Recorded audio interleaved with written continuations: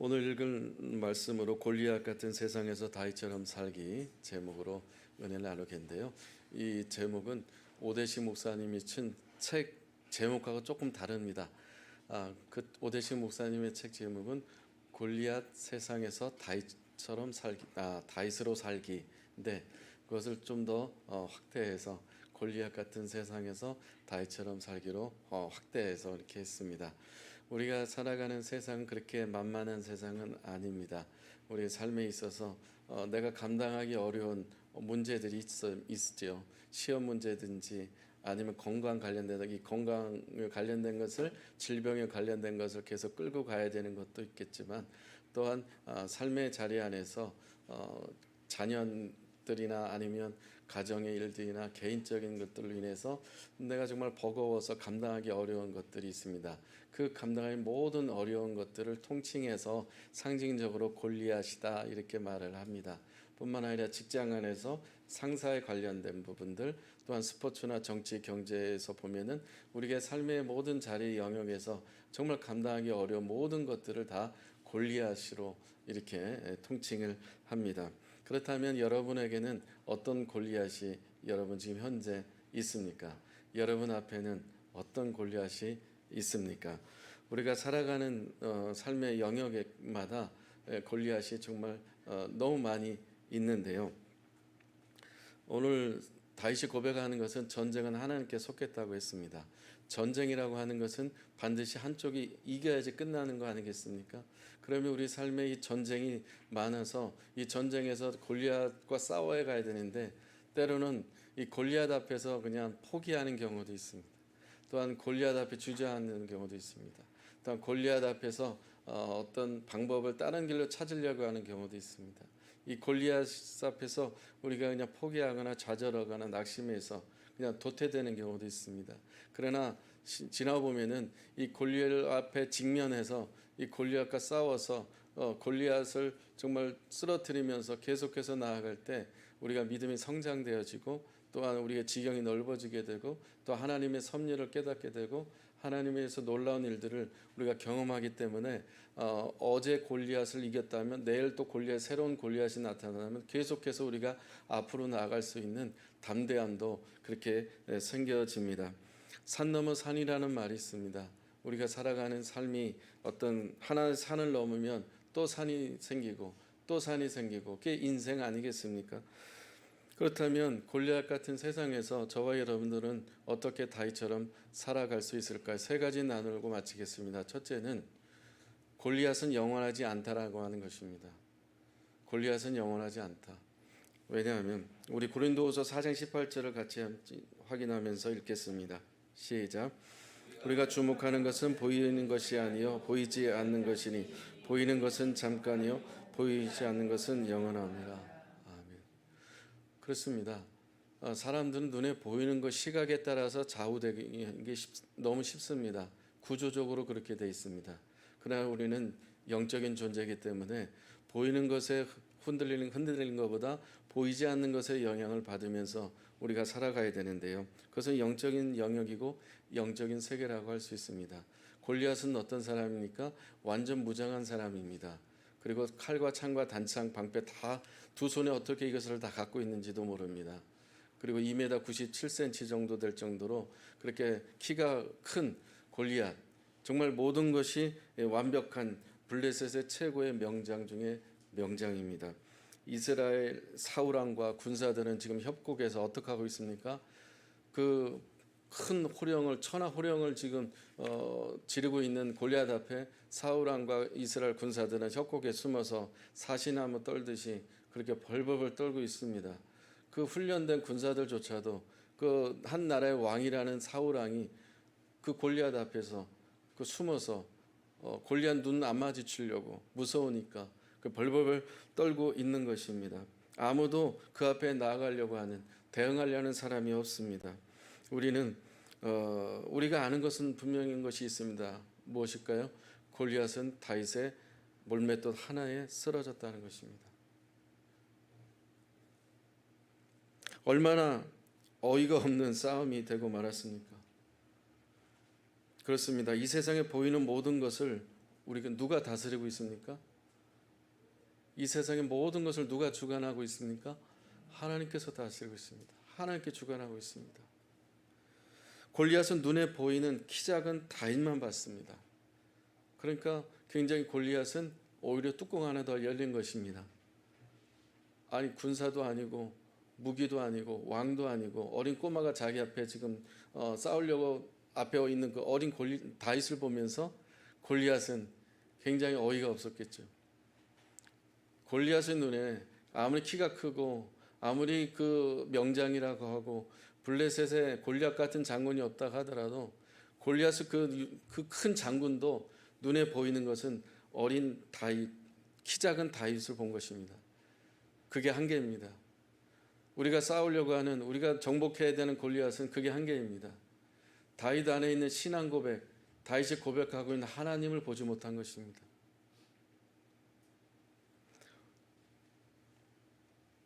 사랑하는 여러분, 눈에 보이는 것을 두려워하지 마시길 바랍니다.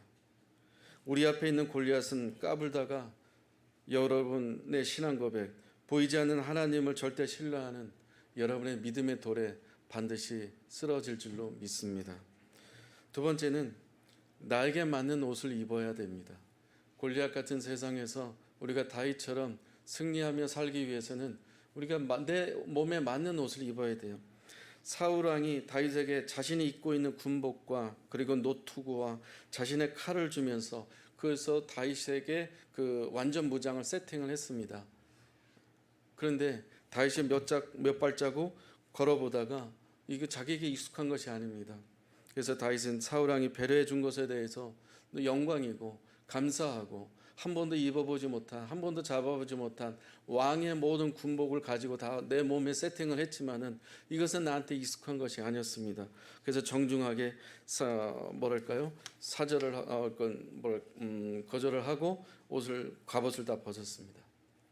우리나라 속담에 뱁새가 황새를 쫓아가면은 가랑이가 찢어진다는 말이 있습니다. 여러분, 뱁새는 뱁새고 황새는 황새입니다. 뱁새가 황새 될 수 없고 황새가 뱁새 될 수 없습니다. 나는 나입니다. 하나님께서는 우리에게 가장 관심을 갖는 것은 뭐냐면 결과에 있지 않고 프로세스, 과정에 있는 것입니다. 그 과정 가운데 정말 하나님과 관계 안에서 어떻게 하나님과 그 친밀한 관계를 유지해 가고 있는가, 얼마나 하나님을 신뢰하는 그런 믿음으로 내가 지금 반응하고 있는가가 하나님께서 보시는 관심이고 하나님의 시선은 거기에 있지, 얼마나 우리가 갑옷이 어떻고 재질이 어떻고 무게가 어떻고 가격이 어떻고 스펙이 어떻고 커리어가 어떻고 어떤 보여지는 이 모든 것에 대해서는 그 옷은 하나님은 관심이 없다라는 것입니다. 다윗에게 맞는 옷은 무슨 옷입니까? 평복입니다. 다윗에게 맞는 옷은 무엇입니까?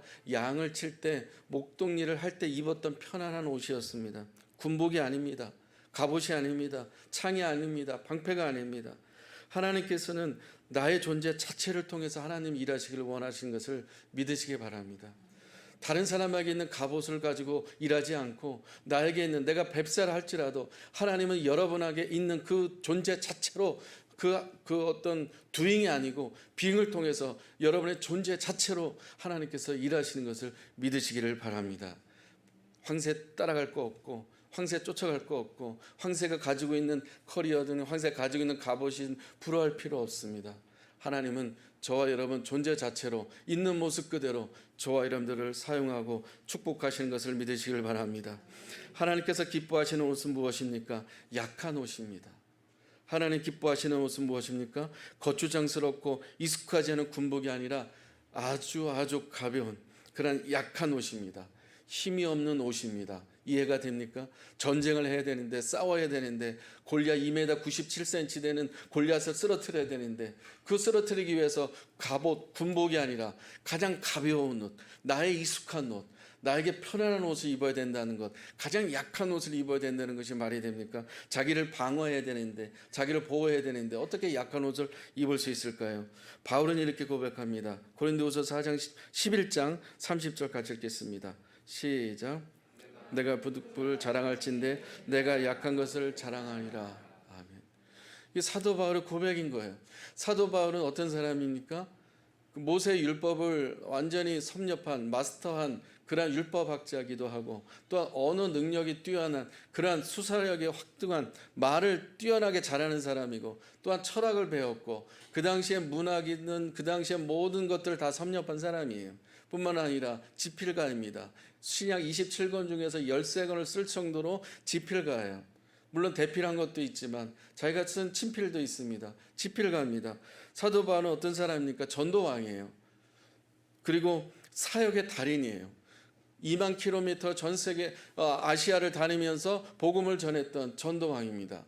제가 알기로는 윤세라 사모님이 싱글 청년 때 50명 전도해서 전도상 상을 탔다고 들었습니다.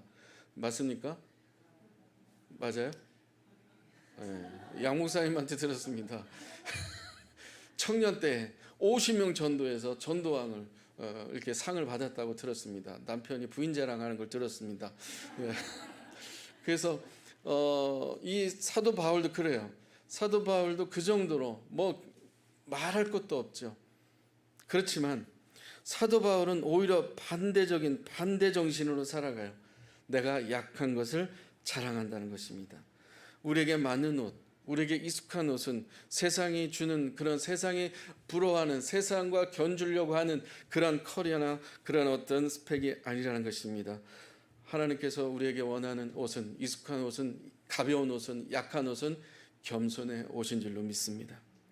다윗이 골리앗 앞에 가기 전에 잠시 다른 곳으로 갔어요. 바로 사울 왕하고 이제 대면이 끝나고 골리앗 앞에 바로 간 것이 아니라 이 다윗이 간 곳이 어디입니까? 시내가로 갔습니다. 본문 40절에 보면은 손에 막대기를 가지고 시내에서 매끄러운 돌 5을 골랐다고 했습니다. 이게 이해가 됩니까? 전쟁을 해야 되는데 골리앗과 싸워야 되는데 어린 꼬마 청년이 뭐 잠깐 브레이크 타임하고 전쟁을 스톱하고 지금 시내가 가서 돌을 주스러 갑니다. 이 아이한테 어떻게 다윗에게 이런 여유가 있었을까? 제가 6월 30일 날 총회에 가서 프리젠테이션 할 때 6명이 프리젠테이션 7명이 했죠. 한 명은 뭐 특수상이었으니 특별상이었고 6명이 프리젠테이션 하는데 7분에서 10분을 해야 됩니다. 근데 준비를 많이 했지만 갑자기 제 순서가 되지도 않았는데 이 시계에서 낙상 감지된 빨간색으로 삐용 삐용 하면서 진동이 막 울리는 거예요. 봤더니 맥박이 130개가 뛰는 거예요. 얼마나 속에 나는 이제 여유가 있었거든요. 이거 뭐 어떻게 해든 장려장은 확보된 거니까 뭐 동메달 확보했듯이 그런 여유를 가지고 있었는데 저도 모르는 사이에 이게 뛰고 있었던 거 맥박이.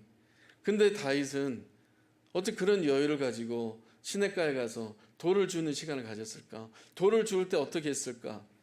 이것을 묵상을 하면 그거예요. 정말 전쟁하기 전에 하나님 앞에 묻는 시간을 가졌다는 거예요.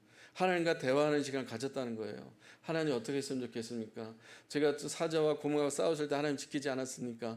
저 2m 97cm 되는 우리 사울 왕과 이스라엘 군사들 자기 형들도 2명이나 거기에 군인으로 있는데 너무 창피하고 부끄럽습니다. 우린 민족은 하나님의 민족인데 너무 창피합니다. 하나님 어떻게 생각하십니까? 하나님께 계속 대화하며 기도하는 시간을 보냈겠죠. 그래서 우리에게 익숙한 옷은 2가지 옷을 입어야 돼요. 기도의 옷과 겸손의 옷을 입어야 됩니다. 우리는 약한 것을 자랑하는 거지 강한 것을 자랑하는 이 세상과 같이 살아가서는 안 됩니다. 다윗이 시냇가에 가서 돌을 주러 갈 때 뻣뻣하게 돌을 주었겠습니까? 허리를 숙이면서 하나님께 질문하면서 하나님 앞에 여쭤보면서 그렇게 하나씩 돌을 하나님 이 돌일까요? 하나님 이 돌일까요? 이 돌은 아닙니까? 우리가 물수제비할 때 납작한 돌을 찾을 때 허리를 숙이면서 이렇게 땅을 보듯이 자갈을 보듯이 다윗이 허리 숙이면서 하나님 이 돌입니까? 이 돌입니까? 디테일하게 하나님께 질문하면서 하나님과 대화하면서 이거요 하면서 몇 개까지 5개까지 주울 때까지 하나님하고 대화하는 시간을 가졌다는 겁니다.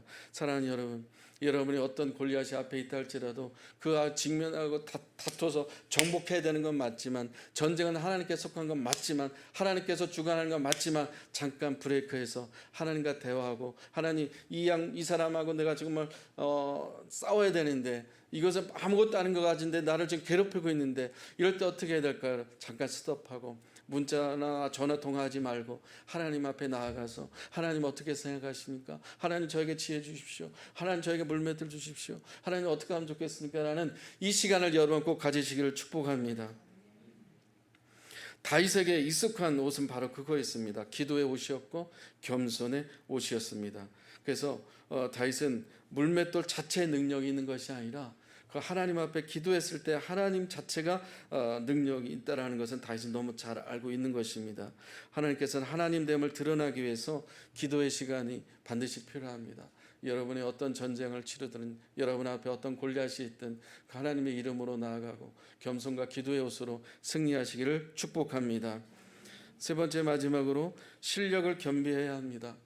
골리앗 같은 세상에서 우리가 다윗처럼 승리하려면 실력이 있어야 돼요. 다윗이 사울 왕을 설득시켰을 때 결정적인 증언이 뭡니까? 나는 이 군복이 필요 없습니다 라고 해서 사울이 다윗 왕에게 그래 가라 라고 설득시켰던, 사울 왕을 설득시켰었던 그 어떤 내용이 무엇입니까? 바로 이거였어요.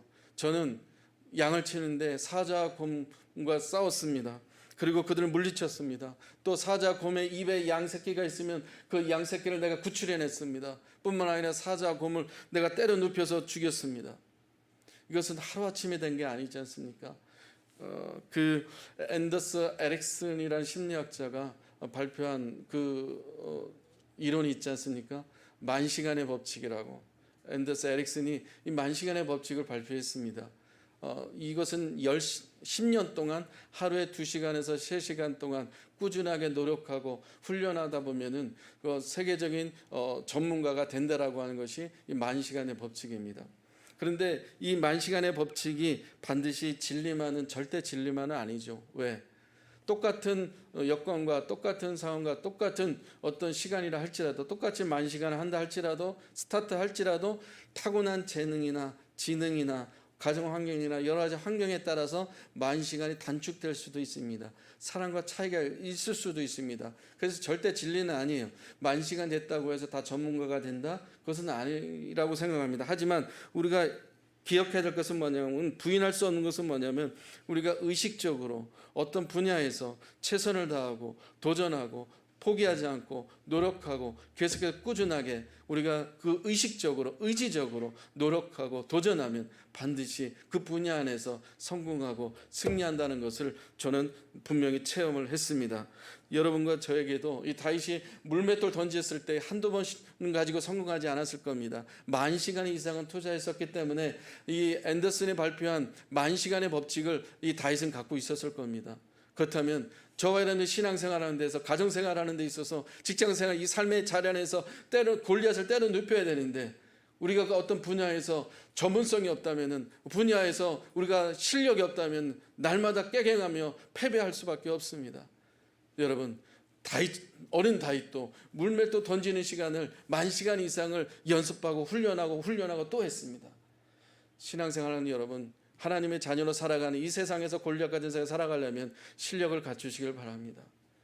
어떤 부분에 있어서라도 여러분 실력이 있어야 돼요. 전도할 때 예수 믿으세요, 교회 가서 이 말 할 수 있습니까? 쉽지 않습니다. 보세요. 그게 쉽지 않아요. 그래서 저와 여러분들 안에 이런 어떤 타고난 재능이나 지능이나 어떤 환경에 의해서 우리가 어떤 성장하고 전문가가 되는 게 아니라 꾸준한 노력과 훈련을 통해서 되어지는 것을 우리가 기억하면서 이 10,000시간의 법칙을 여러분이 적용해서 정말 실력을 갖출 수 있는 하나님의 사람들 되기를 축복합니다. 우리가 GMP 멘토링을 하고 있는데 유학생들하고 문자 보내기, 언어도 통하지 않는 유학생들하고 문자 보내는 거나 통화하는 거나 밥 먹을 때 힘들지 않습니까? 쉽지 않아요. 그래서 저는 그것을 매일 하고 있는 거예요. 학생들하고 어제도 학생들한테 문자 보내고 나담 축제 올 거야 안 올 거야, 벌써 인원 파악하는데도 어려워요. 이것을 매일 학생들하고 하고 있다는 겁니다. 그렇다면 그 학생들하고 여러분들 식사하는 거, 연락하는 거가 어렵잖아요. 그 연락할 수 있는 것 자체도 실력을 있어야 된다는 것이죠. 번역기 돌려주신 챗GPT를 쓰든 어떤 방법을 동원해서 자꾸 연습하고 훈련해서 유학생을 정말 정복하고 있는 그 어떤 샤머니즘이나 토속신앙이나 그 모든 사상이나 이념 안에 예수 그리스도가 정복하고 예수 그리스도가 다스리는 받는 그런 유학생이 되고 그를 파송하게 하기 위해서는 우리 안에 영적인 실력과 전문성이 있어야 되지 않겠습니까? 실력을 갖추시기를 축복합니다. 두 번째 실력은 어떤 실력입니까? 다윗이 골리앗 앞에 물맷돌 던질 때 선포한 내용입니다. 45절 같이 읽겠습니다. 시작. 다윗이 블레셋 사람에게 이르되 너는 칼과 창과 단창으로 내게 나오거니와 나는 만군의 여호와의 이름 곧 내가 모욕하는 이스라엘 군대의 하나님의 이름으로 내게 가노라. 여러분, 다윗에게 있는 두 번째 실력이 뭐예요? 내가 곰하고 싸울 때, 사자하고 싸울 때, 지금 골리앗 앞에 싸울 때도 이 몰맷돌을 믿은 게 아니에요. 몰맷돌을 의지한 게 아니고 하나님의 이름을 의지했다는 겁니다. 물맷돌에서는 힘이 있는 게 아닙니다. 물맷돌을 사용하시는 하나님의 이름이 능력 있는 것인 줄 믿으시기 바랍니다. 다윗에게 두 번째 실력이 뭐예요? 하나님의 이름을 선포하는 실력이 있었다는 거예요. 어떤 전쟁이든 어떤 자리에든 들판이든 양을 치는 자리든 지금 전쟁터든 가는 곳곳마다 다윗은 그의 입에서 하나님의 이름으로 내게 간다. 돌로 가는 게 아니라 하나님의 이름으로 간다. 한번 따라하겠습니다. 하나님의 이름으로 내게 간다. 할렐루야. 이것을 습관적으로 계속해서 다윗은 입에서 어떤 자연스럽게 이게 나오게 되는 거예요. 여러분, 하나님이 하셔서 한번 따라하십시오. 하나님이 하셨습니다. 이게 자연스럽게 여러분 나오십니까? 여러분 자녀들한테 하나님이 하신 거야 라고 말할 수 있어요? 쉽지 않잖아요. 이것도 훈련과 실력이 필요한 거예요. 하나님이 행하신 일들이 너무너무 많은데 그것에 대해서 하나님이 하셨습니다라고 솔직하게 정직하게 겸손하게 고백하는 것도 실력입니다. 아멘. 연습이 필요해요. 훈련이 필요해요. 하나님 하셨습니다. 하나님이 하실 겁니다. 하나님 일하실 겁니다. 다윗은 그것을 했다는 거예요. 물맷돌 던지는 만시간의 훈련, 그리고 하나님이 하셨습니다. 하나님의 이름으로 간다라는 이 하나님의 이름을 선포하는 훈련, 이 실력이 다윗에게 두 가지가 있었어요. 말씀 마무리하겠습니다. 눈에 보이는 골리앗을 두려워하지 마시길 바랍니다. 우리에게 다윗처럼 보이지 않지만 함께 하시는 하나님을 절대 신뢰하는 믿음으로 승리하시기를 바랍니다. 하나님께서 우리 각자에게 주신 옷이 있습니다. 기도의 옷, 겸손의 옷, 약한 옷이 있습니다. 약할 때 강함이라고 했습니다. 약한 것을 자랑하시고 그 기도와 겸손의 옷을 입고 골리앗 같은 세상에서 강하고 담대하게 나아가시길 바랍니다. 다윗에게 있는 실력 우리 모두에게 있어야 됩니다. 만시간의 훈련, 그리고 하나님이 하셨습니다. 하나님의 이름을 드러낼 수 있는, 하나님을 하나님 되게 할 수 있는 실력이, 자연스럽게 선포하는 실력이 저와 여러분들에게 있기를 축복합니다.